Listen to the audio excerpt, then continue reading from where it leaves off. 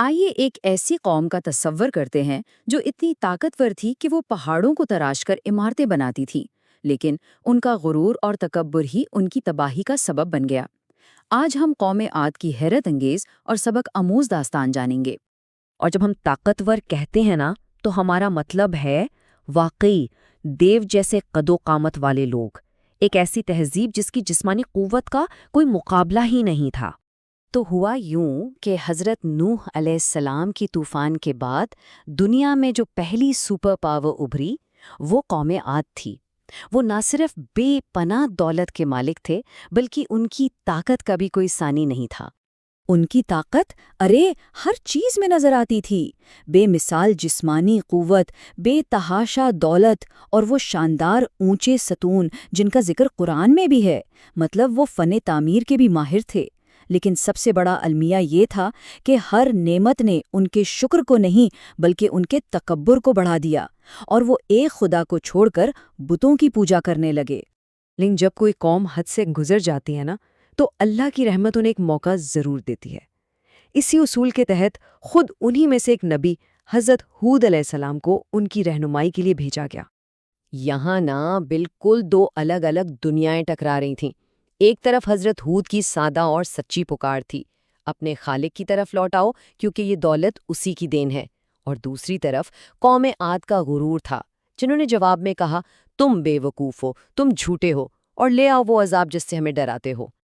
انہوں نے آسمان کو چیلنج کیا تھا، اور اب آسمان سے جواب آنے والا تھا۔ سالوں کی نافرمانی کے بعد اللہ کی ناراضگی کی پہلی نشانیاں ظاہر ہونا شروع ہو گئیں۔ پہلی آزمائش زمین سے آئی۔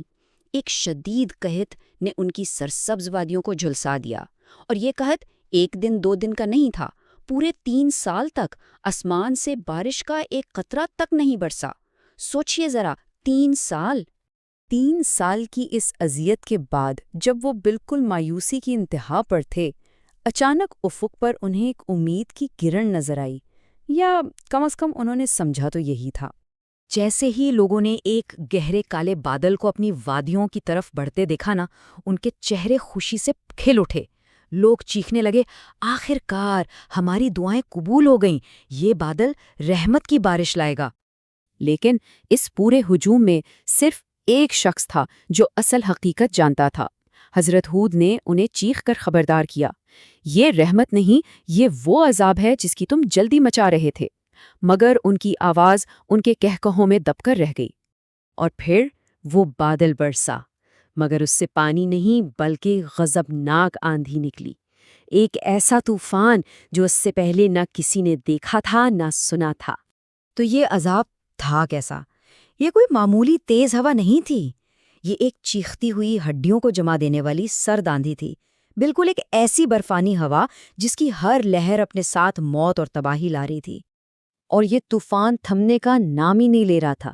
پہلا دن گزرا، پھر دوسری رات آئی، چوتھا دن، 5ویں رات۔ سوچئے، مسلسل بنا ایک پل رکے یہ طوفان 7 راتوں اور 8 دنوں تک ان پر مسلط رہا۔ 7 راتیں 8 دن۔ اور وہ دیو قامت لوگ، وہ جو کہتے تھے ہم سے زیادہ طاقتور ہے کون؟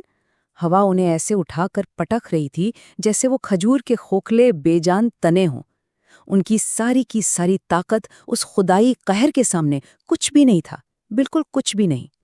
اور جب طوفان تھما نا تو پیچھے صرف تباہی کے نشان اور ایک سبق باقی تھا، ایک ایسا سبق جو کبھی بھلایا نہیں جا سکتا۔ آئیے دیکھتے ہیں کہ اس انجام میں کیا پیغام چھپا ہے۔ انجام بالکل واضح تھا۔ وہ عظیم الشان تہذیب، ان کے محلات، ان کا تکبر، سب کچھ ملبے کا ڈھیر بن چکا تھا۔ اس پوری تباہی میں بچا کون؟ صرف حضرت ہود اور وہ چند لوگ جنہوں نے ان پر ایمان لایا تھا، جنہیں اللہ نے اپنی رحمت سے محفوظ رکھا۔ تو اس پوری داستان کا، اس پورے واقعے کا سبق کیا ہے؟ سبق یہ ہے کہ اصل طاقت اونچی عمارتوں یا جسمانی قوت میں نہیں ہوتی، اصلی طاقت تو عاجزی میں ہے اور اپنے پیدا کرنے والے پر ایمان رکھنے میں ہے۔ قوم عاد کی کہانی آج بھی ہمیں سوچنے پر مجبور کرتی ہے، لیکن ایک دلچسپ بات بتاؤں؟ کچھ ماہرین آثار قدیمہ کا ماننا ہے کہ انہوں نے شاید قرآن میں ذکر کیے گئے اس گمشدہ شہر ارم کے کھنڈرات ڈھونڈ لیے ہیں۔ تو کیا اس پر اسرار دریافت کے بارے میں مزید جاننا چاہیں گے؟ ہمیں ضرور بتائیے گا۔